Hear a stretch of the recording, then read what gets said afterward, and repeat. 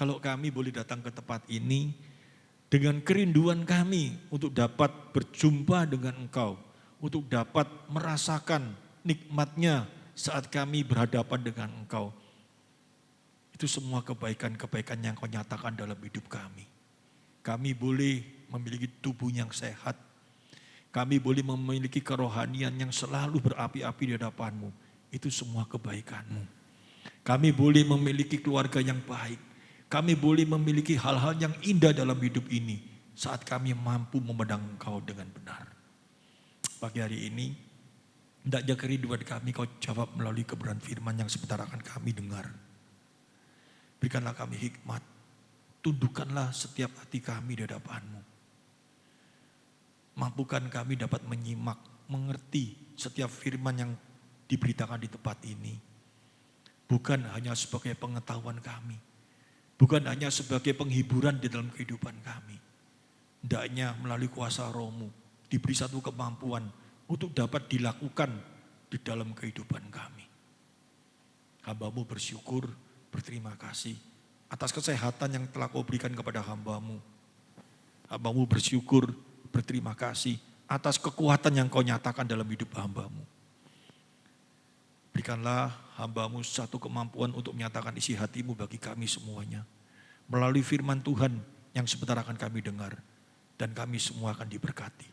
Di dalam satu kuasa Tuhan kami yang hidup, Yesus Kristus. Haleluya. Amin. Shalom.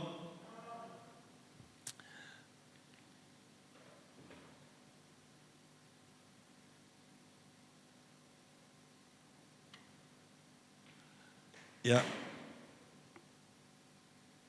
Hari ini Ci Erlin gak datang karena sama Kohok pegawainya gak masuk.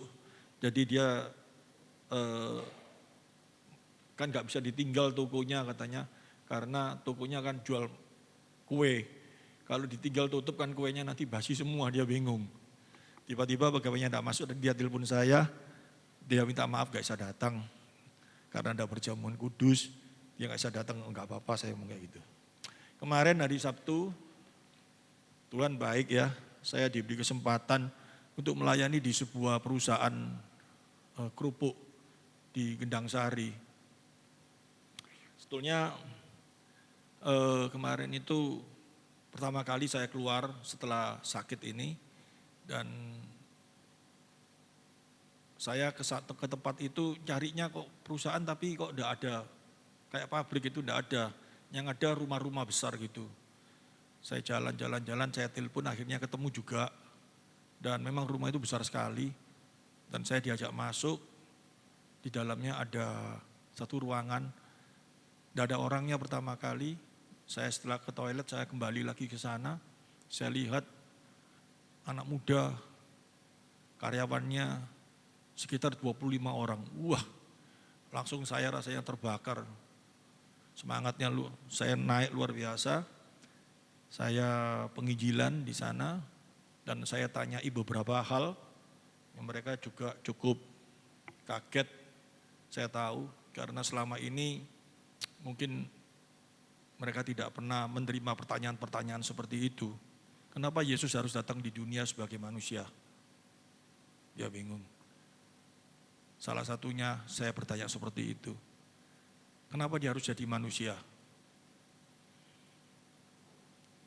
Kenapa kita butuh Yesus?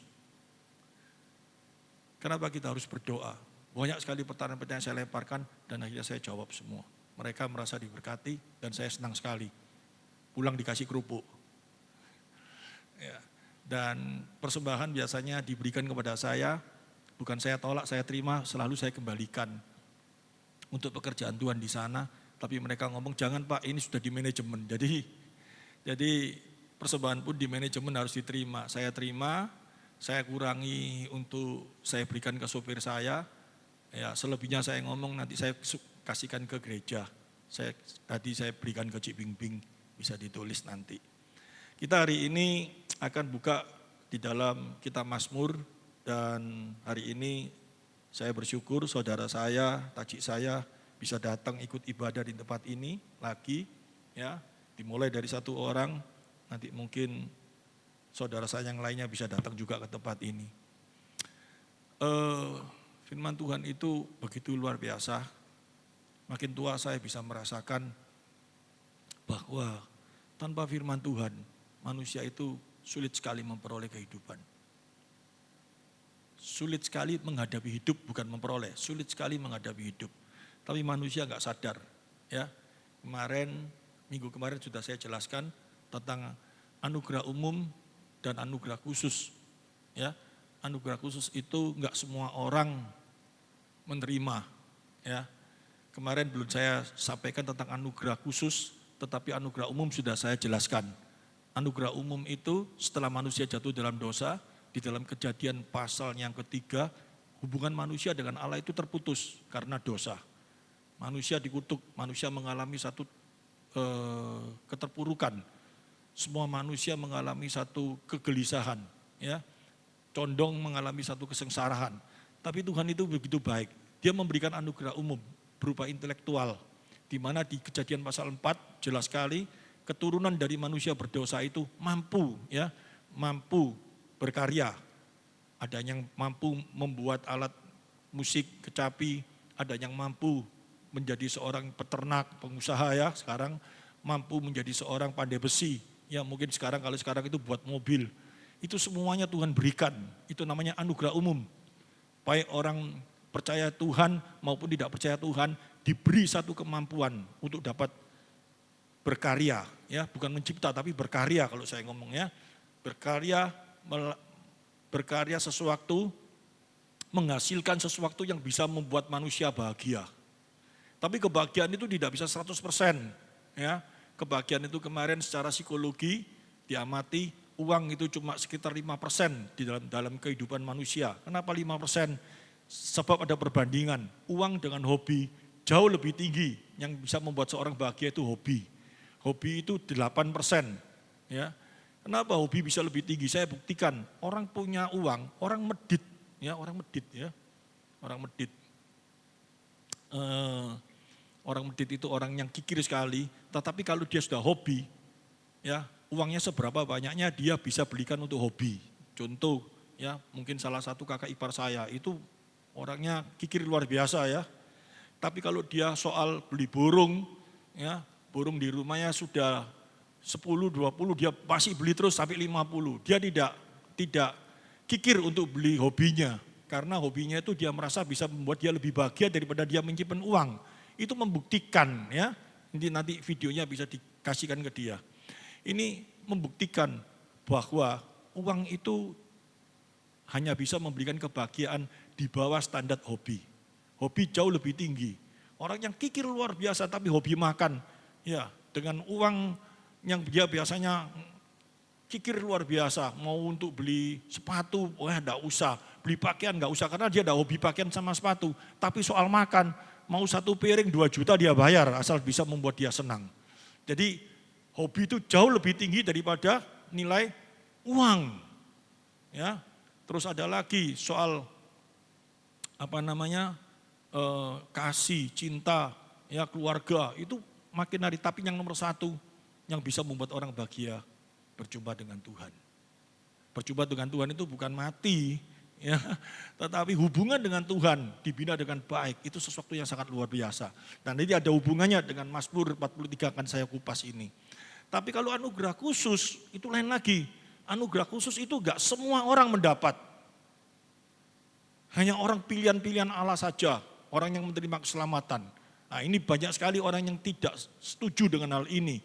Karena anugerah khusus itu rasanya kok Allah tidak adil. Ya, keadilan Allah itu bukan dilihat dari sudut pandang manusia. Kalau keadilan Allah dilihat dari sudut pandang manusia, keadilan Allah itu sangat tidak adil. Kenapa ada orang lahir dengan posisi cacat? Dan seperti itu toh? Matanya buta, kakinya timpang, mulutnya nggak bisa bicara, kupingnya nggak bisa mendengar. Harusnya kan sempurna semua ciptaan Allah. Kenapa seperti itu? Itu dipertanyakan kepada diri Yesus pada waktu di dunia ini. Kenapa ada orang lahir cacat dari lahir? Apakah itu karena orang tuanya berdosa? atau karena siapa? Yesus jawabnya apa? Bukan karena orang tuanya, bukan karena anak ini, tetapi Allah ingin menyatakan kebesarannya melalui anak ini. Nah, kalau tidak ngerti kebesarannya melalui anak ini, meskipun anak ini cacat, meskipun anak ini Allah pelihara, itu kebesaran Allah yang terjadi dalam diri anak ini. Amin. Jadi itu kita harus mengerti dengan baik. Keadilan Allah bukan apa? Tidak mampu kalau kita mau melihat dalam sudut pandang manusia. Keadilan Allah harus dilihat dalam sudut pandang Allah sendiri. Keadilan Allah yang terbesar yang terjadi dalam kehidupan umat manusia yaitu melalui diri Kristus. Allah yang mulia, Allah yang tidak bisa dibatasi oleh segala sesuatu. Tetapi karena keadilannya, ia mau datang di dunia sebagai manusia untuk menebus diri manusia yang berdosa. Manusia yang berdosa harus ditebus oleh manusia.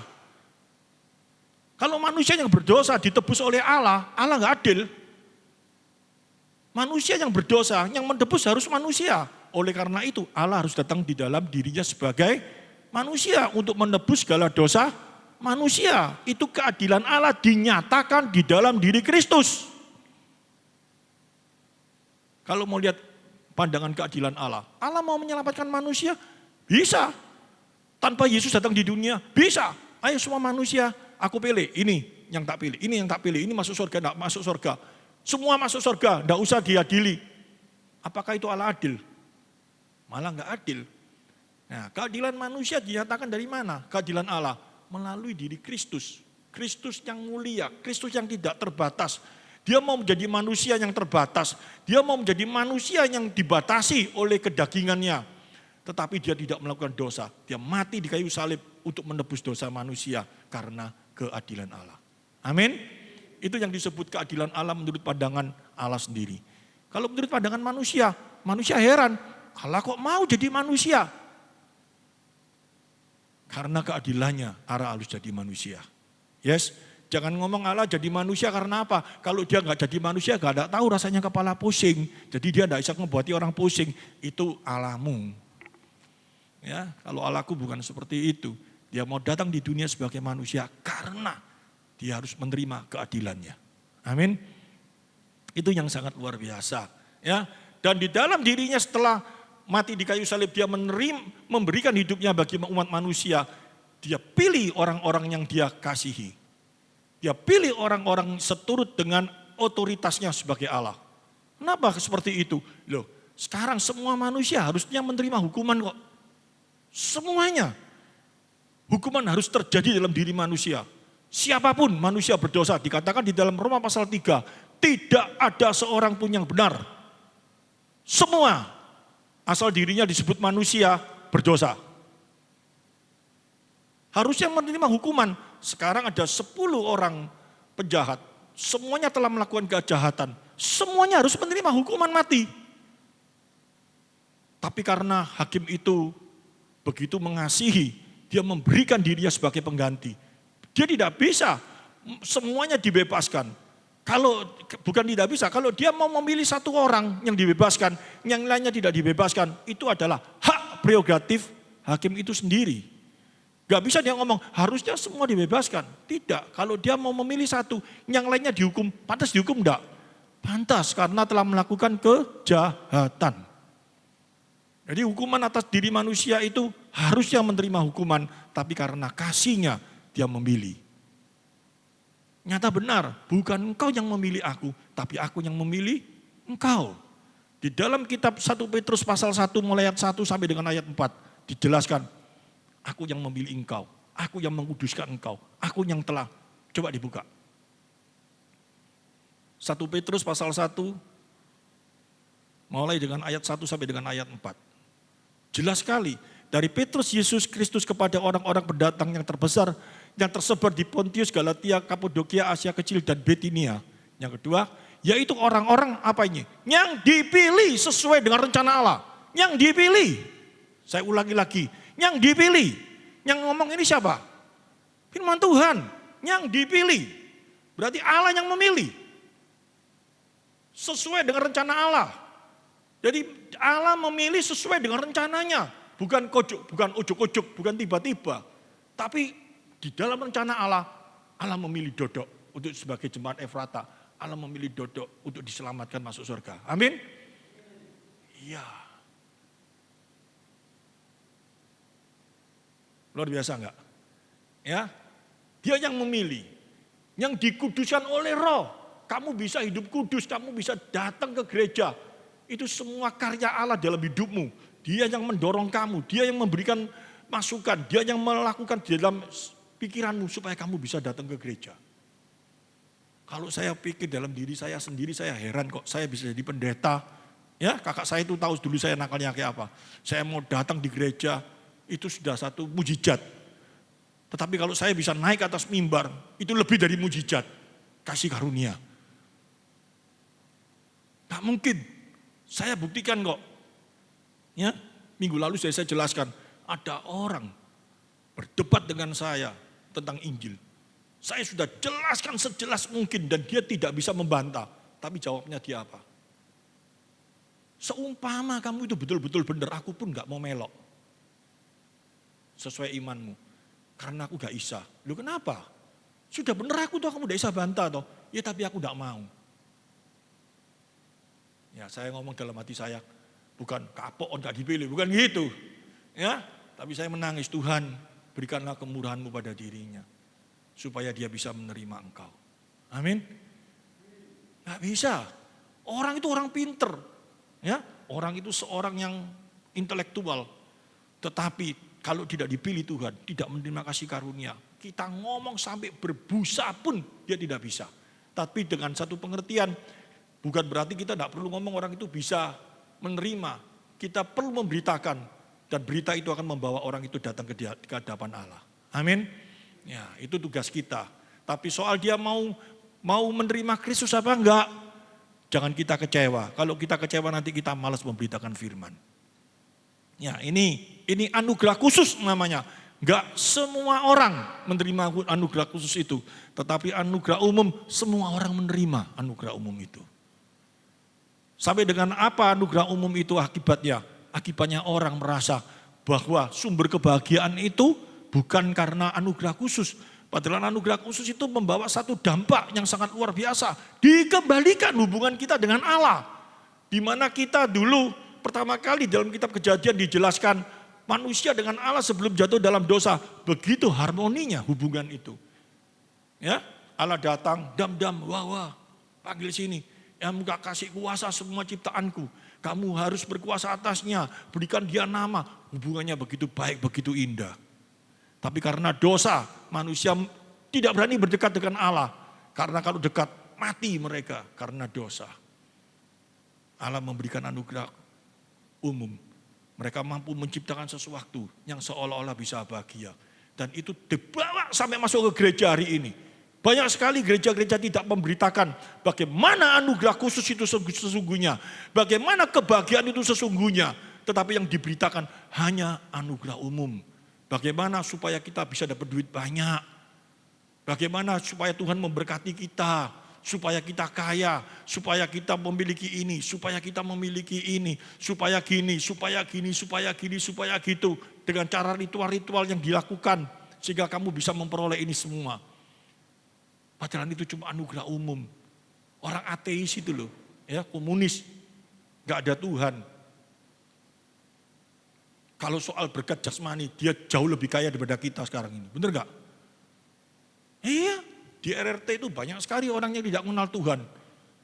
Ya, jalannya, saya ngomong dia jauh lebih kaya, buktinya apa? Saya pernah ke sana, yang namanya Hammer itu, ya mobil itu, di jalan itu keleleran. Kayak di sini tuh kayak penter gitu loh, saking banyaknya. Lamborghini itu kalau malam tuh jejer, wang, BUA-nya sudah biasa gitu. Ya, rumah itu model kayak tutup botol kayak apa, tinggi sekali, luar biasa sekali.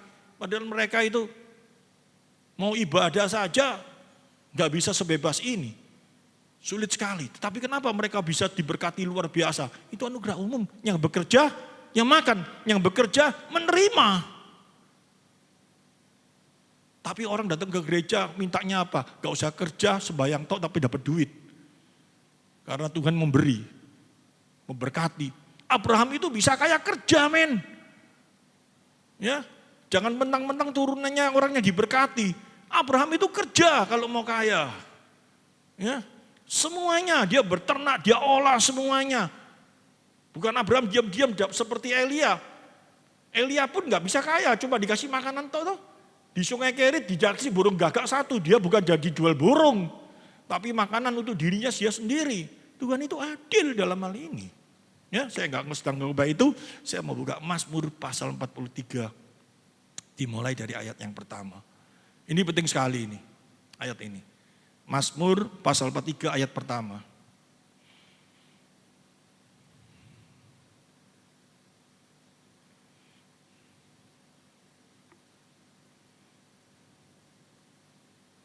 Berikanlah keadilan kepadaku ya Allah. Ini kalau kita salah persepsi membaca ayat ini bisa keliru semua. Maksud daripada tujuan sang penulis. Saya bacakan dulu ya ayat 1 sampai dengan ayat yang kelima. Berilah keadilan kepadaku ya Allah dan berjuangkanlah perkaraku terhadap kaum yang tidak saleh. Luputkanlah aku dari orang penipu dan orang curang. Ayat selanjutnya. Sebab engkaulah Allah, tempat pengungsianku. Mengapa engkau membuang aku? Mengapa aku harus hidup bergabung di bawah impitan musuh?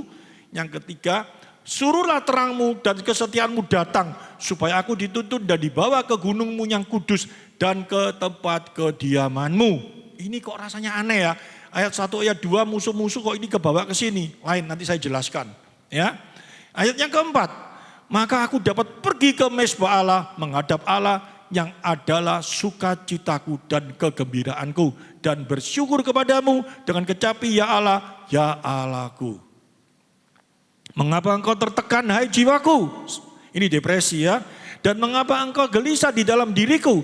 Berharaplah kepada Allah sebab aku bersyukur lagi kepadanya penolongku dan Allahku. Saya baca ayat ini dan saya pelajari ayat ini sama saja saya menerima cambukan daripada Allah.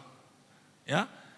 Sama saja Allah itu bawa penjalin, ya. Saya ditidurkan dan saya dipukuli sama Allah. Ya. Dan si Bing ngomong kapok. Ya. Saya dipukuli sama Allah, betul-betul dihajar sama Allah. Ya, pada waktu sakit, pada waktu menghadapi persoalan, manusia semua bisa depresi. Kenapa seperti itu? Itu saya gumuli. Dan Allah itu sumber daripada segala kehidupan ini. Dia langsung memberikan jawaban. Siapa yang hari ini rasanya stres dan mau meningkat kepada depresi, ya, firman Tuhan hari ini menjawab. Yang mau lepas dari hari yang demikian. Dia bisa menjawab secara luar biasa. Ya. Saya berusaha di luar firman Tuhan pada waktu itu. Mencari solusi di dalam tekanan jiwa saya. Ya, jangan dikira pendeta tidak bisa ketekan jiwanya. Ya, seorang pemazmur aja ini dia ketekan loh jiwanya. Ini berilah pada waktu ayat yang kelima tadi. Ya, dia ngomong kayak apa? Mengapa engkau tertekan, hai jiwaku? Jiwanya siapa yang tertekan? Penulisnya sendiri toh. Pemazmur aja bisa tertekan, tapi manusia Kristen ini aneh. Ya, mentang-mentang dirinya mengaku sebagai hamba Tuhan. Kalau sudah depresi itu malu gitu loh. Malu kalau mau ngaku, seolah-olah dirinya itu lebih daripada malaikat. Lebih daripada Yesus. Yesus aja bisa mengalami depresi loh. Tertekan pada waktu dia harus menghadapi salib. Ya nangis, sampai mengucurkan keringat seperti darah, itu depresi yang sangat luar biasa. Tertekan tapi dia menang. Amin. Ya akhirnya berkata apa? Terjadilah menurut kehendakmu ya Bapak. Itu sesuatu yang sangat luar biasa. Dia ajarkan itu. Manusia ini terbatas. Manusia semua itu bisa mengalami itu. Jadi kalau ada orang depresi, jangan dianggap, wah gak kuat imannya. Wah orang itu tidak punya iman. Semua orang akan menghadapi seperti itu. Tetapi yang ada satu perbedaan. Jika kita mengaku anak Tuhan, kita tidak berlama-lamahan. Tuhan pulihkan kembali. Amin. Ya, kita belajar di dalam kitab Mazmur ya, pasal 43 mulai ayat 1 ini. Ayat 1. Berilah keadilan kepadaku. Kata-kata berilah keadilan kepadaku ini menuju kepada apa? Nah, ini persepsi harus kita kita lihat di dalam dua sudut pandang. Yang pertama, orang ini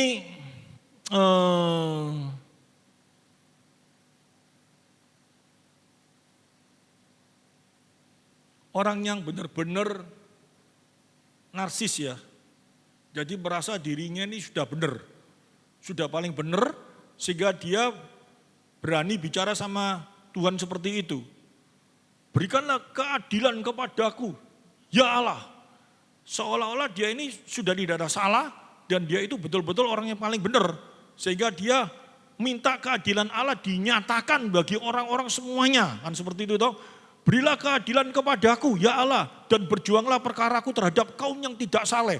Seolah-olah dia itu orang yang paling benar. Dan ini sering terjadi di dalam kehidupan kita. Dan kalau ini memang benar-benar terjadi, kita makin stres. Pasti. Kita makin galau. Kalau bahasa sekarang itu, kenapa? Kita merasa benar toh. Kita merasa benar, kita merasa dihianati oleh suami, kita merasa dihianati oleh orang yang kita kasihi, kita merasa dihianati dengan segala sesuatu. Ya, kita bahkan merasa dihianati oleh Allah. Aku sudah melakukan hal-hal yang benar di dalam hidup ini. Aku sudah melakukan apa yang Tuhan mau, seolah-olah kayak gitu. Aku sudah menjagai tubuh. Aku sudah menjagai segala sesuatu, makan hati-hati, istirahat baik semuanya. Kenapa kok aku harus sakit? Di mana keadilanmu Allah? Wih, serem enggak? Kita lupa ayat yang berkata, siapalah kamu? Apa yang kau pikirkan? Gak sama dengan apa yang Allah pikirkan. Kita tidak bisa tahu pikiran Allah. Kita tidak tahu rencana Allah. Tapi kita harus tahu bahwa Dia Allah yang baik dan setia. Amin. Kalau kita mau nantang hal itu, tambah stres enggak? Masa Allah mau dinasihati sama kita? Manusia sering lupa. Aku ini kurang apa sih? Aku sudah baik sama suamiku. Aku sudah ngalah. Aku sudah melakukan ini. Aku sudah melakukan itu. Aku jadi orang enggak mau nipu. Aku jadi orang sudah seperti ini. Tapi hidupku kayak gini sih Tuhan. Di mana keadilanmu? Mangkel aku. Nah, sama saja ngomong kayak gitu toh. Mangkelnya sama siapa? Sama Tuhan terus sama hidup ini. Akhirnya bisa kayak apa? Solusinya kayak apa? Sama saja kita ngomong, Tuhan ayo bertobat. Beri aku keadilanmu. Wih, manusia yang lawan Tuhan bisa menang. Tambah stres enggak? Tambah stres. Kalau kita mau seperti itu, tambah stres. Hati kita ini rasanya hancur. Buat apa aku hidup kayak gini? Semua orang bisa disalahkan sama kita, benar gak? Aku sudah terpuruk kayak gini. Dodok kok bisa ketawa-ketawa di muka aku. Gak tahu ya aku nek susah. Loh, Dodok ya gak ngerti, jadi salah ngerti. Benar gak? Masa gak tahu muka aku lagi susah. Di depanku bisa guyang-guyu. Kayak lucu-lucu kamu gitu. Ya memangnya lucu. Tetapi kita bisa, orang namanya galau itu kan seperti gitu tuh. Semua orang itu bisa rasanya menjadi sesuatu perkara dalam hidupnya. Bahkan dirinya sendiri mau berperkara dengan Allah. Bahaya itu. Itu orang narsis. Bahkan narsisnya sampai bisa melawan dengan Allah, melawan dengan dirinya. Ini sekarang lagi terjadi dalam kehidupan manusia. Coba kita renungkan. Hari ini mungkin Anda mengalami stres, depresi. Kalau hal itu yang terjadi dalam hidup Anda, bertobat. Saya kasih jalan keluarnya melalui firman Tuhan. Dan ini kebanyakan orang-orang yang baik, yang stres yang seperti ini. Benar, bisa gak terjadi hal seperti itu? Bisa. Ayub itu baik gak? Baik. Dia baik sama manusia, dia baik sama Allah gak? Baik. Dia sama keluarga baik gak? Baik. Anak-anaknya pesta, anaknya melakukan pesta, dia takut nanti anaknya melakukan kesalahan, dia memberikan persembahan dosa, korban dosa di hadapan Allah supaya Allah mengampuni. Dia sama pegawainya baik semuanya. Tiba-tiba mati semuanya. Hartanya diambil. Yang terjadi apa? Istrinya dalam bahasa campur-campuran ini betahan, ngerti? Enggak tahan. Dan mulai berkata apa? Di mana keadilan Allah? Dengan cara dia ngomong apa? Masihkah kau Ayub mau tetap setia kepada Allahmu yang seperti ini? Wih, bener gak? Istrinya stres. Ayub juga stres. Tapi dia masih belum bisa tapi dia tidak mau menyalahi Allah. Dia ngomong apa? Kamu mau menerima yang baik dari Allah. Kenapa kamu tidak mau menerima yang tidak baik dari Allah? Wah, hebat ya. Tapi nanti di puncaknya Ayub tidak kuat juga. Dia mulai menyumpahi hari kelahirannya. Benar gak? Dia ngomong, kalau kau ciptakan aku dalam posisi yang seperti ini, buat apa aku harus hidup? Lebih baik sebelum aku hidup kau matiin saja Tuhan. Itu depresi tingkat tinggi. Tapi pada akhirnya setelah Tuhan memberikan pandangan yang benar, Ayub ngomong apa? Dulu aku cuma mendengar engkau, tapi aku sekarang bisa melihat. Artinya apa? Dia sekarang sudah berkumpul dengan Allah. Mengerti siapa itu Allah dalam hidupnya. Amin. Manusia hidup memang seperti itu. Dan itu bisa terjadi dalam kehidupan siapapun juga. Sayangnya, di dalam kita mengikuti ajaran-ajaran di dalam kehidupan ini, apalagi Taurat, ya, orang-orang Farisi, orang ahli Taurat itu sekarang banyak masuk di dalam gereja. Seolah-olah orang yang baik, orang yang setia, orang yang benar itu menerima berkat Allah. Kalau enggak baik, kalau enggak setia, itu tidak menerima berkat Allah. Penekanannya terus seperti itu. Jadi mau enggak mau seseorang pada waktu mengalami musibah, masalah, rasanya keadilan Allah di mana ini? Aku sudah seperti ini, aku sudah baik seperti ini. Tapi bisa terjadi dalam kehidupanku mulai berontak. Yang salah siapa? Gereja mengajar. Allah itu dianggap seperti sebuah alat apa? CCTV ya. CCTV itu kalau melihat sesuatu, dia tidak bisa bujuk. Apa yang terjadi, dia sorot, dia lihat. Dan kalau orang ini mencuri, ya yang mencuri ini harus ditangkap, harus digepuk. Allah itu dianggap seperti CCTV. Kalau Allah benar-benar seperti CCTV, matilah kita semua. Mati kita semua kalau Allah seperti CCTV. Dia itu bisa melihat segala sesuatu enggak dalam dunia ini. Dan kita ini semua dalam kehidupan ini sering enggak melakukan dosa? Sering. Kalau Allah CCTV gini. Loh dodok. Ternyata ngicipi permen enggak bayar. Mulutnya tak sobek ini. Misalnya kayak gitu. Loh dodok ngerasani mamai dalam hati ya. Mama ini cerewet. Dosa enggak? Bisa enggak suatu saat ngomong kayak gitu? Bisa. Dia mau tidur, mamanya cerewet. No. Dosa enggak? Dosa. Allah itu tahu enggak? Kalau Allah itu benar-benar seperti CCTV, yang kamu lakukan jahat, Tuhan enggak berkati. Kalau kamu baik, Tuhan baru berkati. Mampus kita semua. Dalam satu hari, berapa kali kita melakukan hal yang tidak baik dalam kehidupan ini? Yosua dibilangi, kamu jangan makan banyak-banyak, nanti tambah gemuk, kamu percuma sepedaan 1 minggu sekali, tapi makanmu tidak dijaga. Ini tubuh ini baitku, bukan baitmu.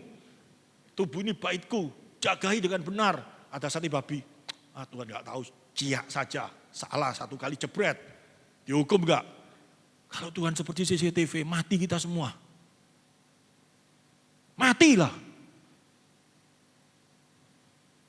Nanti saya buktikan. Dia Allah yang benar. Seperti CCTV itu. Tapi dia Allah yang setia. Amin. Kalau keadilannya saja ditonjolkan tanpa kasihnya, mati semua orang. Keadilannya nyata, tapi kasihnya tidak bisa berubah. Ini kita belajar dalam kitab Mazmur ini. Saya baca Mazmur ini, aduh Tuhan, ampuni aku, siapakah aku ini Tuhan? Kalau engkau seperti CCTV, mampus aku satu hari aku ketemu berapa kali aku. Dia lebih canggih dari CCTV enggak? Kalau CCTV itu di pabrik saya, di setel di daerah orang-orang yang saya lihat, besoknya itu dia bisa bengkok ke sini. Ngerti maksudnya? Saya awasi bagian kerja sana, dia tahu. Malamnya digotek sama dia, set gini, jadi bengkok ke sini. Saya tidak bisa lihat. Tapi kalau Tuhan bisa kamu gotek. Di dalam firman Tuhan dikasih tahu, aku sembunyi di liang semut pun engkau ada. Aku sembunyi sampai di tanah kubur pun engkau ada. Dan dia ada di mana-mana, dan dia bisa melihat kita. Oleh karena itu, jangan nantang keadilannya terus. Tapi juga berbicara kasih-Mu Tuhan begitu besar dalam hidupku. Amin. Ini dia dipelajari, dimengerti dengan baik. Tanpa ini mengerti dengan baik, cilaka.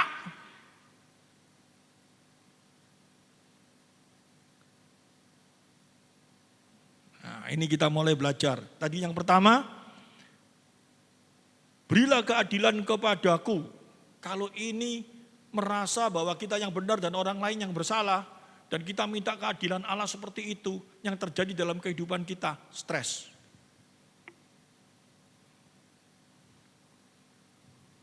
Pusing kita. Tapi satu hal, di dalam kitab Mazmur ini ada satu hal yang sangat luar biasa. Kata berilah keadilan kepadaku itu, dia ngomong apa? Hakimilah aku ya Allah. Bukan orang lain. Tapi hakimilah ya aku ya Allah. Ini dia bikin introspeksi diri. Dia ingin supaya Allah memberikan satu keadilan di dalam hidupnya. Supaya Allah itu memberikan satu teguran dalam hidupnya. Karena gini ya,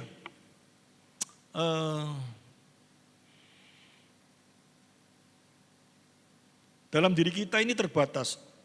Kita harus akui, ya saya tulis, kita sulit untuk mengetahui kesucian dalam diri kita yang sebenarnya. Sebab itu kita mohon pertolongan Tuhan untuk menilai, menguji, apakah ini benar-benar setia, apakah ini benar-benar suci di hadapan-Mu, apakah ini benar-benar kudus di hadapan-Mu. Berilah keadilan ini di hadapan-Mu. Ini kebebasan rohani. Kalau kita rohaninya masih bayi terus, yang ada dalam pikiran kita, kita selalu menuding orang lain dan kita seolah-olah diri kita yang paling benar. Tapi kalau kita sudah mulai mengerti, tadi gambaran CCTV itu, ya, Ayub mulai berkata, ada maksud Tuhan apa yang terjadi dalam hidupku? Kok Tuhan izinkan seperti ini dalam hidupku? Tuhan lagi membentuk aku. Pasti Tuhan ingin membentuk aku. Dan kasihnya tidak berubah dalam hidupku. Kalau hal ini Tuhan izinkan dalam hidupku terjadi, pasti ada maksud yang baik dalam diriku. Kalau kita sudah berkata seperti itu penghiburan enggak? Kita sudah merasakan keadilan Allah enggak kalau seperti itu? Merasakan keadilan Allah di dalam kasihnya, di dalam kebenarannya. Kenapa aku kok harus kayak gini ya? Mangkel loh aku ini, wis sepedaan ngotot, wis makan tarak kok cek lemu, kenapa ya gitu ya. Tuhan kenapa kok aku gak langsung bisa kurus Tuhan, aku harusnya kurus loh Tuhan, kan kayak gitu. Orang lain, ya CP ya, orang lain makan sebanyak mungkin, Pak Titi itu kalau aku lihat makannya jauh lebih banyak dari aku. Kok bisa kurus, aku kenapa kok lemu kayak gini ya Tuhan ya. Gak bener kamu ini Tuhan. Aku makan sudah dibatasi dodok ya, tapi kenapa kok kayak gini? Yang dibatasi sak gini, yang enggak dibatasi. Kayak tau onde-onde di jalan, lep-lep-lep. Makannya sedikit, onde-ondenya berapa kali? Ya JB ya, di depannya Wida, ya kalau makan nasi 3 sendok, di luarnya Wida, di kantor. Ada pukis 5, orang 1 biasanya saya 1 dia 5. Tidak mungkin lah kalau tubuh kita itu udah di sini sesuatu bisa besar sendiri, tidak mungkin toh. Nggak mungkin, tapi nggak sadar. Yang di belakang itu berapa kali yang membuat kita besar itu dia tidak sadar. Tapi yang dia sadari cuma aku ini makannya dikit. Tetapi makan yang lain itu soal makan. Soal yang lainnya. Mulai introspeksi, Tuhan tegur aku Tuhan. Aku gak benar ini Tuhan. Ingatkan aku Tuhan. Hajar aku Tuhan. Bagaimana caranya? Aku kok seperti ini Tuhan. Aku kok jahat seperti ini Tuhan. Kenapa aku kok bisa kayak gini Tuhan? Kenapa aku harus menghadapi ini Tuhan? Kalau kita memang mengaku Dia Allah yang mengasihi kita. Dia Allah yang memiliki rencana dalam hidup kita. Dia yang mengatur hidup kita. Dan Dia tidak pernah diam di dalam kehidupan kita. Pasti segala sesuatu kalau Dia izinkan itu ada maksud yang baik dalam hidup kita. Amin. Dia hadapkan kita kepada seorang suami yang tanda kutip mencek nopol. Pasti ada maksud yang baik dalam kehidupan kita. Dia lagi membentuk kita. Dia lagi loh, aku ini sudah umur segini kok dibentuk terus. Sampai mati kamu dibentuk. Karena Tuhan memiliki rancanganmu sampai mati. Bukan untuk separuh ditinggal. Kamu mau punya Tuhan yang, ya kamu umur 52, umur 60 sudah bebas, gak tak terbentuk. Kalau kita gak dijagai sama Tuhan, gak dibentuk sama Tuhan, kita bisa membentuk diri kita sempurna seperti Kristus? Bisa. Yang paling tahu itu Tuhan. Benar Pak ya? Meskipun kita sudah umur 70, 80 tahun, kita tetap ingin Tuhan yang membentuk kita. Amin. Supaya kita tidak mengalami satu kegagalan dalam kehidupan ini. Tanpa Dia, gak bisa. Jangan cuma ngomong, kalau aku hidup tanpa Tuhan aku gak bisa. Tapi pada waktu dibentuk, cukup Tuhan, kamu sudah waktunya gak bentuk aku sudah umur berapa mesti dibentuk terus. Sampai mati kita mau dibentuk sama Tuhan. Amin. Kalau dibentuk itu enak, dibentuk gak enak. Sakit, dibentuk itu sakit luar biasa. Karena dari kebiasaan kita yang seperti ini, kemauan kita seperti ini, Tuhan rubah supaya sempurna seperti Kristus. Sudah menjadi satu kebiasaan dalam hidup kita yang salah, tapi Tuhan mau bentuk kita.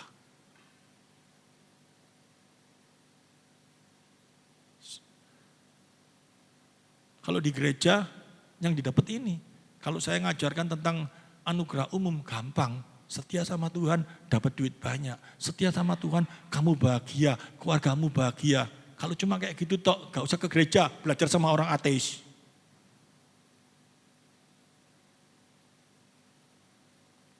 Berilah keadilan kepadaku ya Allah. Perjuangkanlah perkaraku terhadap kaum yang tidak saleh, luputkanlah aku dari orang penipu dan orang curang. Ini biasa, ini bagian daripada doanya dia. Dia memohon kepada Allah supaya hidupnya dijauhkan dari orang yang curang. Hidupnya dijauhkan dari orang-orang penipu. Hidupnya dijauhkan dari orang-orang yang tidak benar. Biasa, enggak apa-apa. Itu permohonannya dia. Tetapi tentang keadilannya, berikan keadilan kepadaku ya Allah, itu bukan berbicara mengenai hukum orang itu, aku kurang baik apa, bukan. Tetapi bentuk aku Tuhan.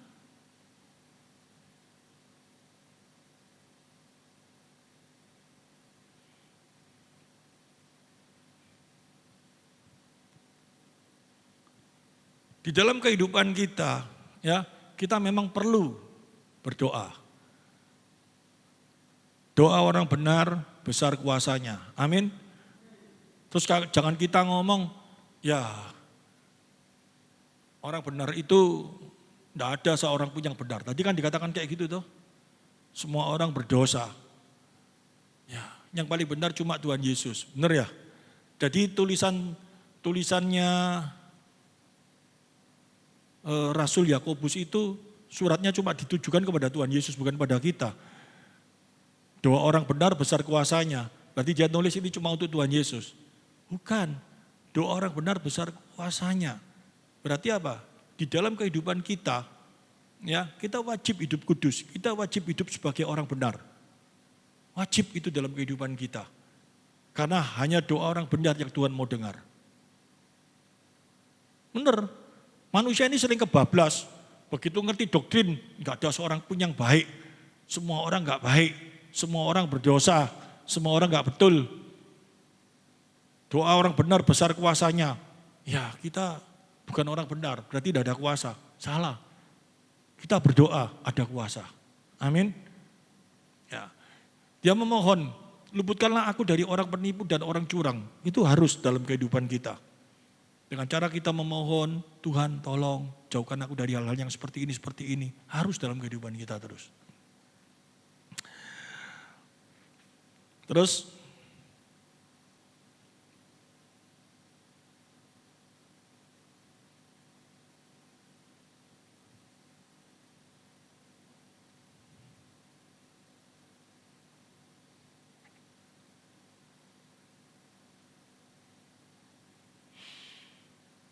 sebab engkaulah Allah tempat pengungsianku, mengapa engkau membuang aku, mengapa aku harus hidup bergabung di bawah impitan musuh.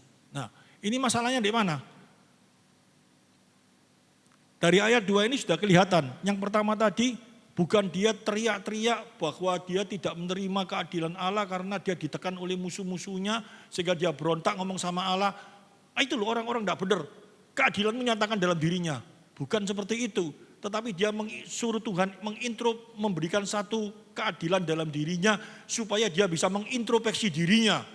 Buktinya apa? Sebab engkaulah Allah tempat pengungsianku. Mengapa engkau membuang aku? Dia merasa apa? Sudah jauh sama Allah. Hubungannya dengan Allah dia mulai merasakan tidak ada satu hubungan yang baik. Dia ingin supaya dikembalikan hubungan itu. Uji aku. Wih, ini saya ngomong. Orang ini betul-betul dewasa rohani ya. Orang biasanya kalau mau diuji itu takut enggak? Takut. Tapi hari-hari ini saya mengaku. Saya mengaku kok. Di atas mimbar saya harus mengaku apa yang terjadi dalam kehidupan saya. Saya sudah masuk di daerah zona nyaman ya dalam kehidupan saya beberapa waktu yang lalu. Dan makin hari saya rasanya hubungan saya sama Tuhan itu mulai makin agak ada satu kerenggangan. Gak ada sesuatu yang rasanya harmonis yang seperti dulu. Dan hatiku mulai terasa. Dan saya mulai ngomong sama Tuhan. Tuhan, kalau ini terus terjadi seperti ini, lama-lama aku bisa hilang. Lama-lama aku bisa gak tahu ini aku bagaimana Tuhan. Hajar aku Tuhan. Dengan caramu kayak apa aku tidak tahu Tuhan. Supaya aku makin dekat sama Engkau. Ya hajar sungguh sama Tuhan. Mungkin kalau masalah finansial dia tahu saya menter. Ngerti maksudnya ya? Gak dikasih duit, gak punya duit. Dia tahu saya menter, gak apa-apa.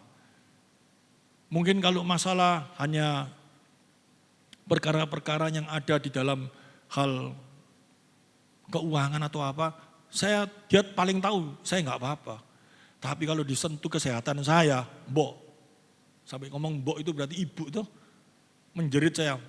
Ketakutan luar biasa saya. Wah saya mulai mengintrospeksi diri. Kenapa ini? Kenapa ini? Wah saya banyak salah sama Tuhan.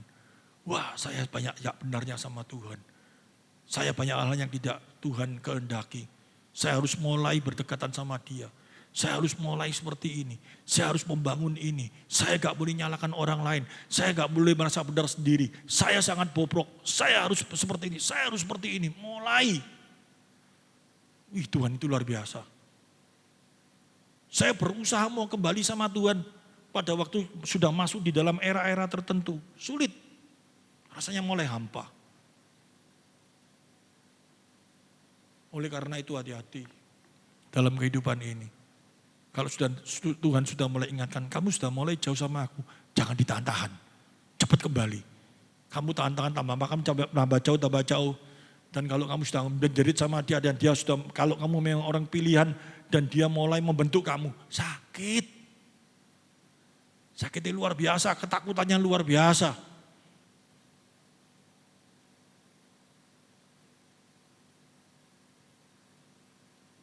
Sebab Engkau Allah, tempat pengungsianku, mengapa engkau membuang aku? Mengapa kau harus hidup bergabung di bawah impitan musuh? Kalau seorang memang menjadi orang pilihan Allah, kalau roh Allah sudah dalam dirinya, pada waktu dia merasakan mulai jauh sama Allah dan dia mulai terjepit dengan keadaan dirinya, dengan dosa-dosa, mulai menjerit di hadapan Allah. Ini bukan sedang dalam bahasa Surabaya wadul sama Tuhan. Ini loh orang-orang ini, aku sudah baik sama orang-orang ini. Keadilan pun nyatakan Tuhan. Ayo hukum yang jahat. Enggak. Tapi di dalam Mazmur ini saya tekankan lagi. Dia sedang mulai berbicara, dia berperkara dengan Allah. Dia mengalami sebuah tekanan yang luar biasa. Dan dia mulai menjerit sama Tuhan. Tekanannya itu apa? Dia mulai merasa jauh dari hadapan Tuhan. Dia minta tolong, dia menjerit, Tuhan tolong aku. Aku gak kuat, aku gak mampu.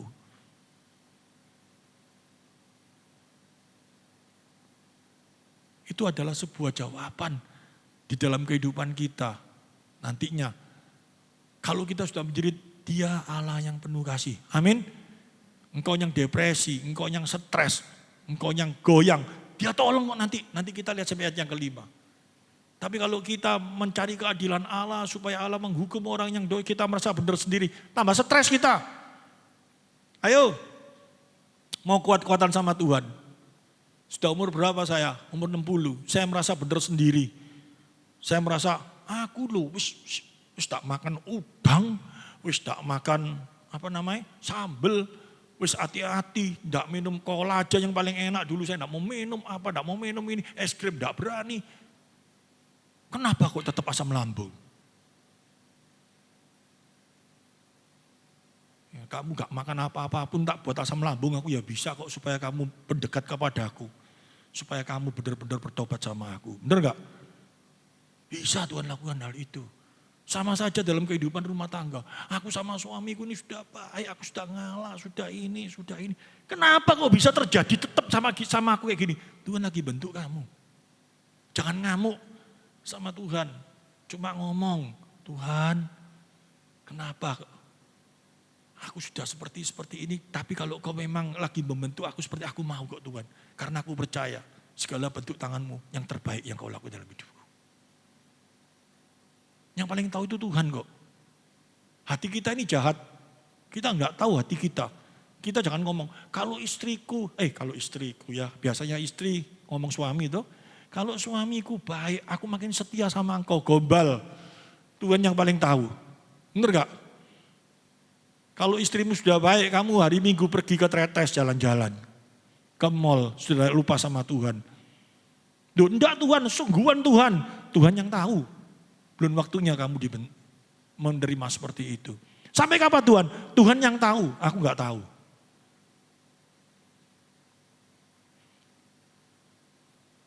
Lebih baik kamu kehilangan nyawa, karena kamu akan menerima nyawa. Lebih baik kamu kehilangan seisi dunia, kamu menerima sesuatu yang kekal. Benar gak? Tuhan tahu kok, kalau kamu dilepaskan hal ini, kamu akan jauh sama Dia. Saya ngomong sama Tuhan, Tuhan aku bertobat, aku minta kesembuhan Tuhan. Tuhan ngomong, kamu tak sembuh, ini nanti kamu kumat lagi dablek ya. Sampai kapan Tuhan? Aku yang tahu, kamu gak tahu. Nurut aja, bener gak? Pokoknya apa yang menjadi tugas kita sudah kita lakukan toh ke dokter. Oh ya wes, nanti waktu ini sembuh ya sembuh, gak usah dokter-dokteran, gak makan obat. Ya salah. Tetap melakukan terapi, tetap membaiki suami, tetap lakukan hal yang menjadi tugas kita. Soal nanti bagaimana, itu urusannya Tuhan. Yang penting aku tahu kau lagi membentuk aku. Tetap usaha segala sesuatu, tapi yang penting aku tahu semua baik daripada engkau. Ini loh pemazmur. Gak usah kita ngomong keadilan Allah terus kita teriak-teriak, aku ini kurang apa, kurang ajar. Kalau ngomong sama Tuhan kayak gitu. Siapakah aku ini? Nah itu yang benar. Aku yang dari tanah liat berani berhadapan dengan engkau. Itu salah. Tak boleh.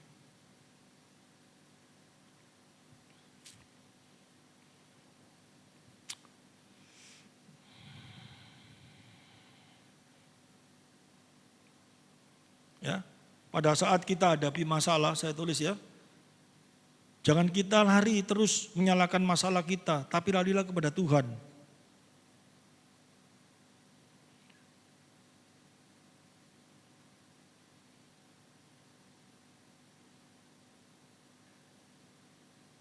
Gak bisa kalau kita mau menyalahkan perkara kita terus, masalah kita terus, gak bisa.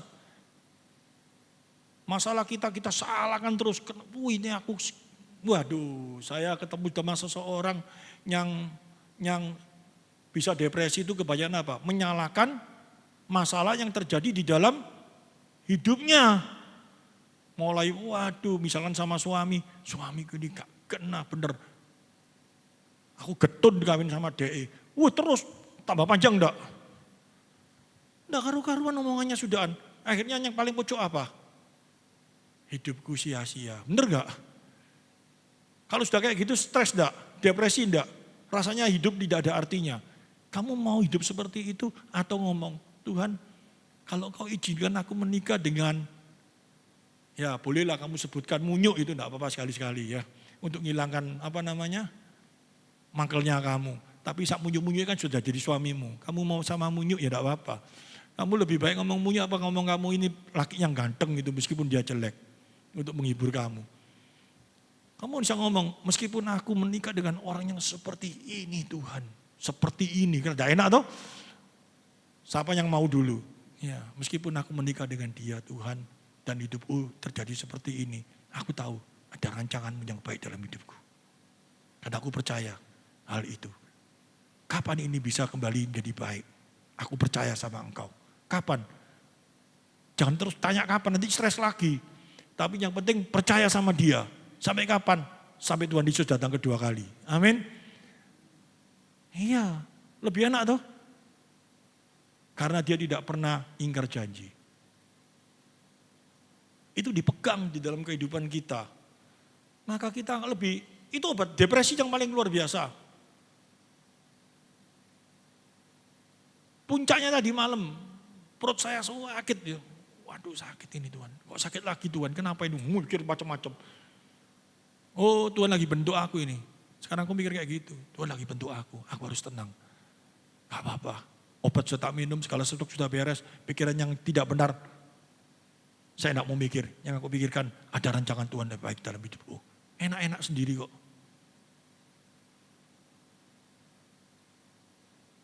Sekarang manusia banyak pikir yang salah. Kita belajar dari kitab Mazmur. Sebab engkaulah Allah tempat pengungsianku. Pengungsian itu apa? Orang mengungsi itu pada saat apa? Nyaman apa gak nyaman? Gak nyaman. Pada waktu kita menghadapi tekanan yang berat, lari ke Allah.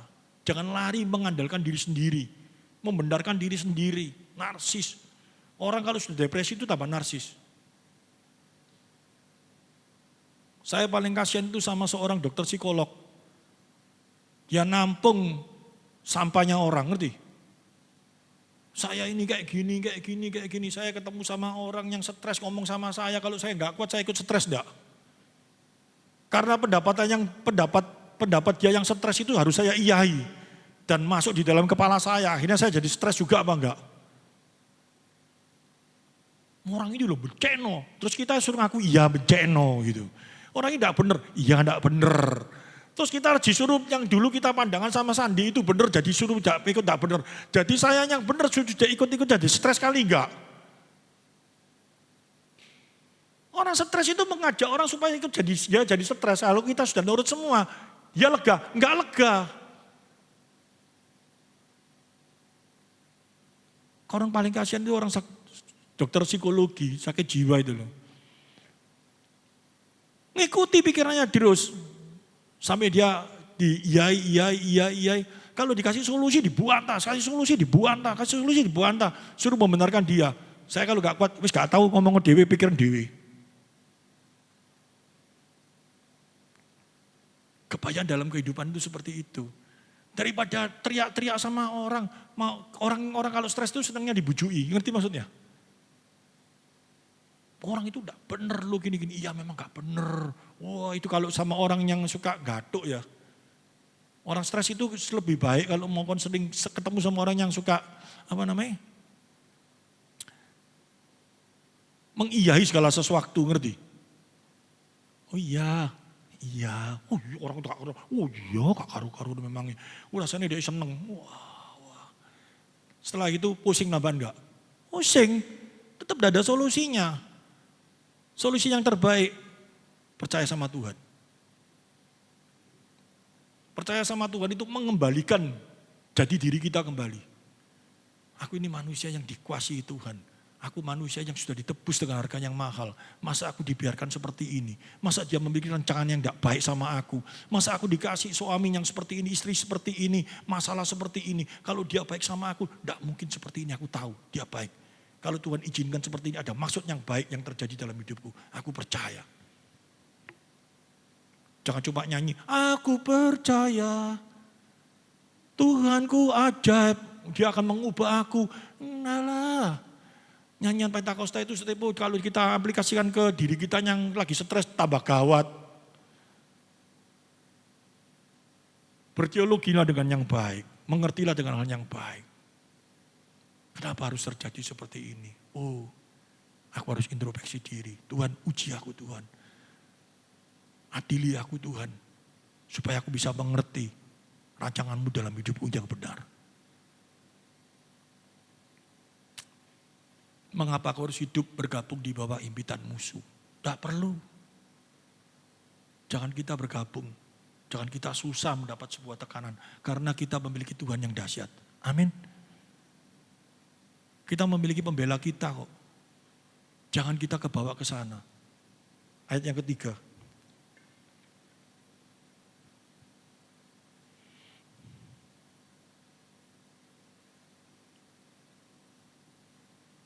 Sebelum ayat ketiga, ayat yang kedua tadi, kalau kita tidak berpegangan sama Tuhan, pada waktu kita ada masalah, terus kita dengan mengandalkan kekuatan sendiri, terus akhirnya kita menang. Yang terjadi apa? Sombong. Sombong enggak? Sekarang kan butuh aku, sana, maka kan ngapi aku. Itu solusi apa? Solusi. Misalkan dulunya sama suaminya, kewegeran, terus masalah terus. Akhirnya suaminya sekarang kena masalah. Terus suaminya mulai baik sama kita, dekati kita. Kita, luar biasa, Tuhan baik. Atau dirangkul dengan baik. Atau kita ngomong, saya kis butuh aku tuh, nyedek-nyedek aku. Itu solusi terbaik atau akhirnya ada dendam-dendaman lagi. Curiga-curigaan lagi. Ini kalau masalah suami. Masalah yang lain-lainnya. Manusia kalau berusaha dengan kekuatannya sendiri, tidak ada hal yang baik dalam dirinya. Kesombongan. Keberhasilan akan membawa satu kesombongan tanpa Tuhan. Ingat, kesombongan akan mencelupkan diri kita ke dalam hal yang sangat lebih bahaya lagi. Karena kesombongan pasti ada satu tuntutan dalam diri kita. Kon saiki butuh aku ya, tak bales kon.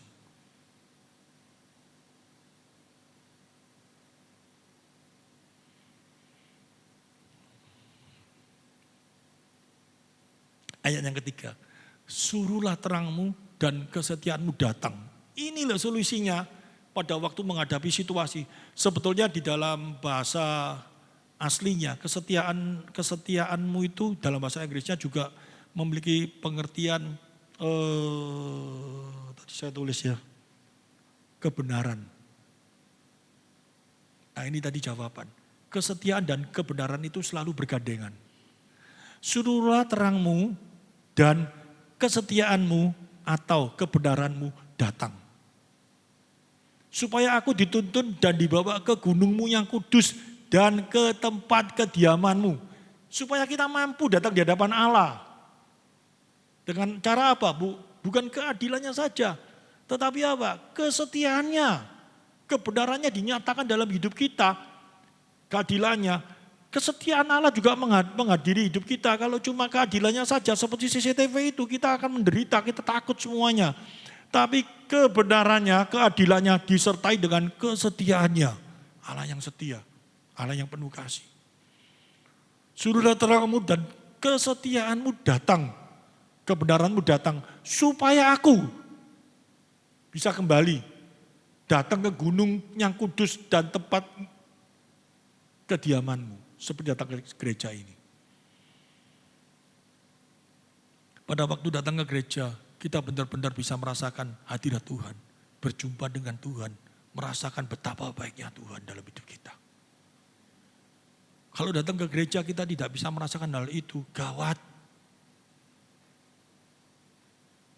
Datang ke gereja cuma dengarkan musiknya, rasa no asine adem, Kalau waktunya khotbah tinggal tidur ngantuk-ngantuk. Omongannya Pak Titi Nisa membuat aku tertidur dengan enak. Kalau di rumah sulit tidur, di gereja bisa tidur, makanya datang ke gereja, gawat.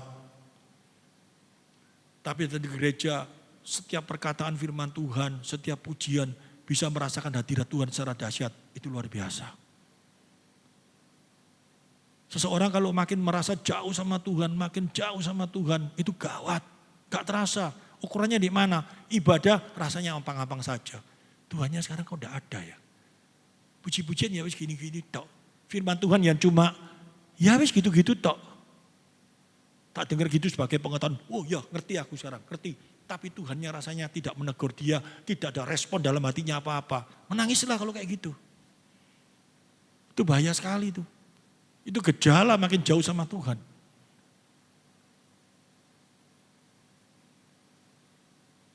Suruhlah terangmu dan kesetiaanmu datang supaya aku.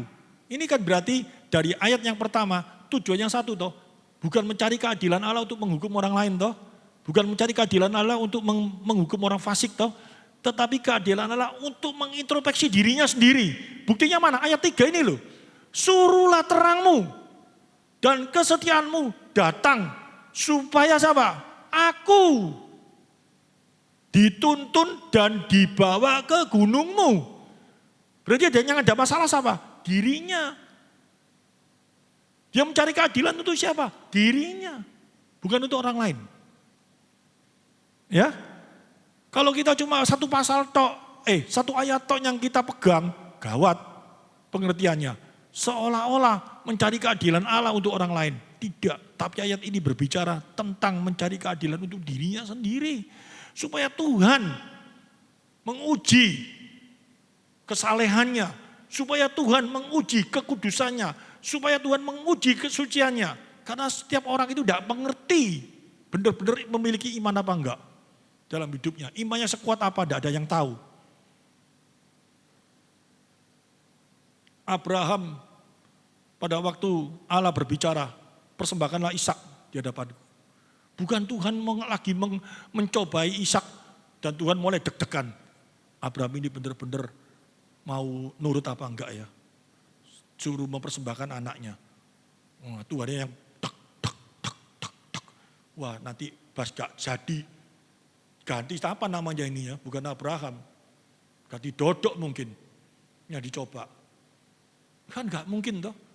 Allah tahu enggak Abraham pasti mempersembahkan Ishak. Tapi Ishak tahu enggak dia memiliki satu kemampuan untuk mempersembahkan Abraham tahu enggak kalau dia pasti mampu memberikan Ishak sebagai persembahan? Enggak tahu. Sampai pada waktu di atas meja persembahan, pada waktu dia mau memotong anaknya, dia baru tahu bahwa dia memiliki iman seperti itu. Itu loh Allahku, itu loh Allahmu. Allah kita bukan Allah mencoba-cobai. Dia tidak pernah mencobai. Dia tahu. Suruhlah terangmu dan kesetiaanmu datang. Supaya aku dituntun dan dibawa ke gunungmu yang kudus. Dan ke tempat kediamanmu. Ayat ini berlaku bagi orang pilihan Allah. Kalau di luar pilihan Allah, aco bebek. Ngerti maksudnya? Tuhan, sing pokoknya sing enak-enak kena aku, gak usah diuji-uji lah, gak usah coba lah. Pokoknya sing penting aku enak. Kayak gitu tuh. Padahal pada waktu di era zona nyaman dan kita merasakan, kok aku makin jauh sama Tuhan ya. Kok aku makin gak bener ya. Itu mulai aku teriak, Tuhan uji aku Tuhan. Di dalam kebenaran. Uji aku Tuhan, kenapa ini Tuhan? Aku mulai kayak apa? Berikanlah sesuatu Tuhan, supaya aku bisa mengerti siapa aku. Aku lakukan dosa ini kok tetap aco aja, kok rasanya enggak masalah Tuhan. Hajar aku Tuhan, aku mau kau bentuk Tuhan. Aku bukan orang gampangan Tuhan, aku anakmu. Hajar aku Tuhan. Berani teriak seperti itu. Atau kita nyaman dengan dosa-dosa kita. Tuhan aku lakukan dosa ini kamu ampuni tok ya. Enggak apa-apa aku lakukan dosa terus aku seneng loh Tuhan.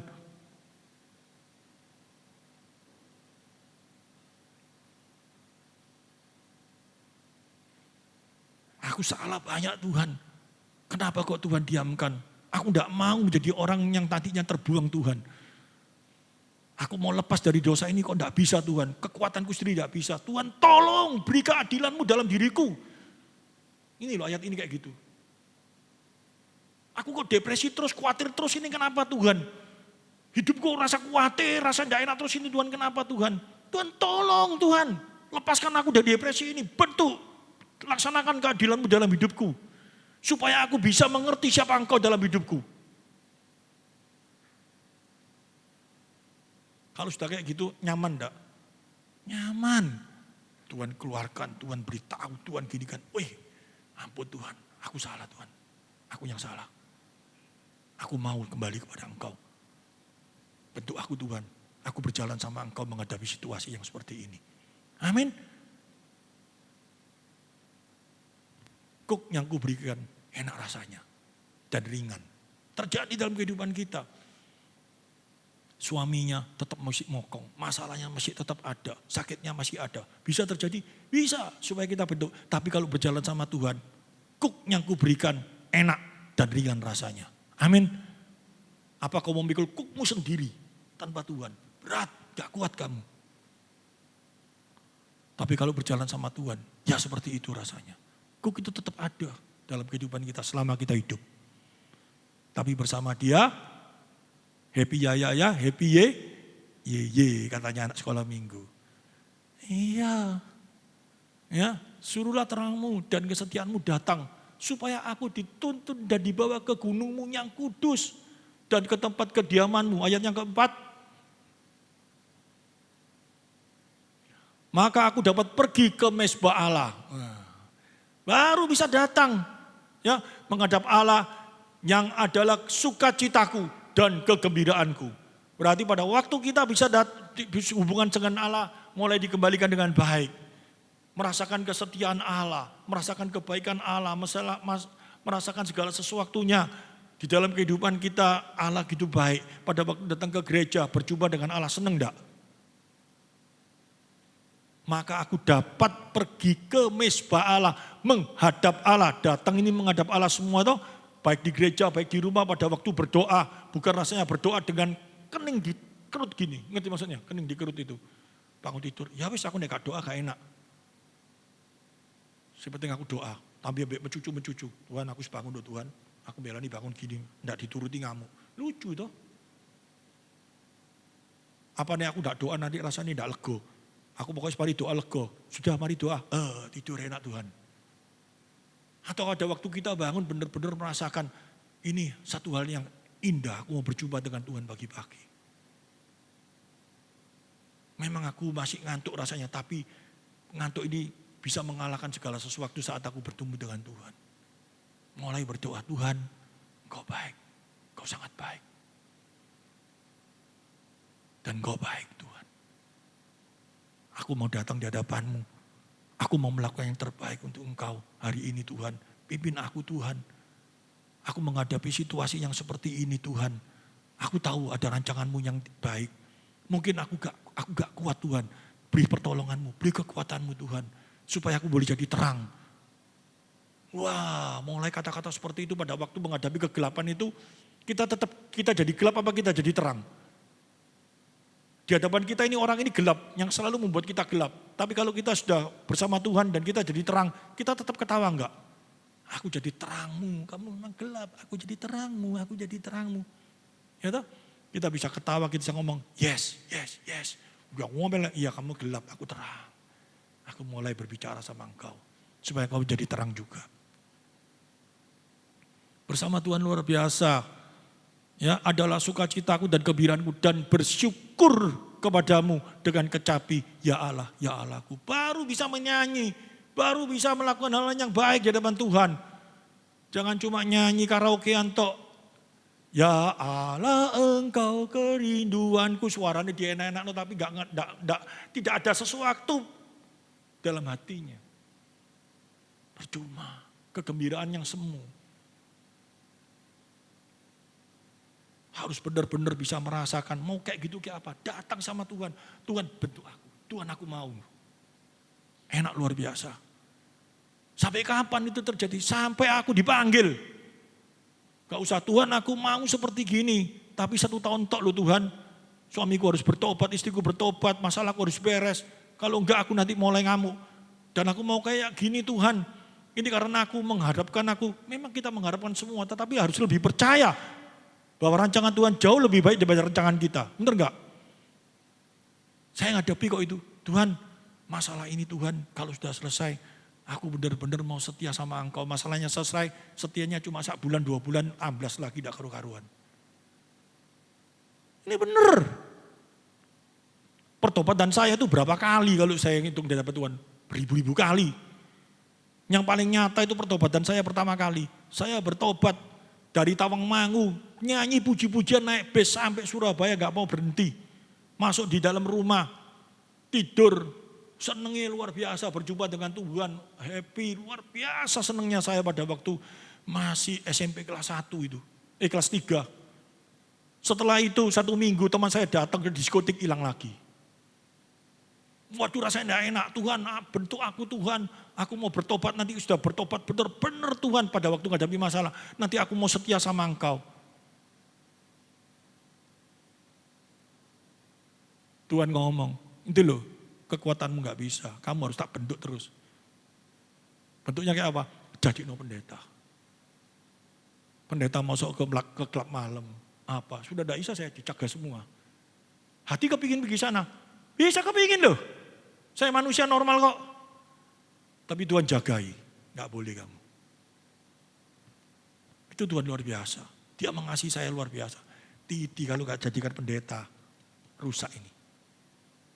Jadikan pendeta, belajar firman, tekan firman. Itu Tuhan dahsyat. Kalau orang mau jadi pendeta karena kemauan diri sendiri, keinginan diri sendiri, saya curiga. Saya dibilang, tidak mau saya. Yeremia disuruh jadi nabi, tidak mau, dia mau lari terus kok. Tapi Tuhan tangkap Yeremia itu. Makin jauh dia seperti membawa bara api, gak bisa kembali kepada Tuhan. Saya makin jauh sama Tuhan, gak mau. Tuhan gebukin saya sampai saya mencong semua. Saya harus kembali. Ada kegiatan gereja, saya mau rasanya gak males. Gak bisa, ngomong males, tapi kaki saya jalan. Makin jauh saya makin gak enak, saya harus datang. Itu Tuhan saya loh, luar biasa dia bisa bentuk seperti itu. Ya terus nanti gak selesai ya, ayat yang kelima yang terakhir. Mengapa engkau tertekan hai jiwaku? Ini depresi. Dan mengapa engkau gelisah di dalam diriku? Berharaplah kepada Allah, sebab aku bersyukur lagi kepadanya penolongku dan Allahku. Luar biasa enggak? Depresi itu jawabnya cuma satu, datang kepada Allah. Penyelesaiannya selamanya. Menjadi kekuatan kita. Bisa ke dokter psikiater dikasih obat, bisa. Depresi kasih obat tidur, blek hilang. Kalau tidur nggak pasti hilang toh. Bangun pagi enak segernya berapa jam, masalahnya ingat lagi kumat lagi. Selama kita hidup kita bisa kumat terus, bisa kalau kayak gitu. Tapi kalau bersama dengan Tuhan, benar-benar dekat sama Tuhan, engkau tenang. Percayakan sama Dia segala hidupmu. Maka aku akan menjadi satu jaminan dalam kehidupan kita. Tuhan tidak ingin anak-anaknya menderita. Tuhan tidak ingin anak-anaknya menjadi susah. Yang membuat kita susah, yang membuat kita menderita, kita jauh di hadapannya. Kalau kita dekat sama Dia, yakin dekat, melekat sama Dia, ada kekuatan Tuhan. Masalah, perkara tetap bisa terjadi dalam kehidupan kita. Tapi setiap masalah, persoalan tidak bisa menekan kebahagiaan yang telah Tuhan berikan dalam kehidupan kita. Amin firman Tuhan.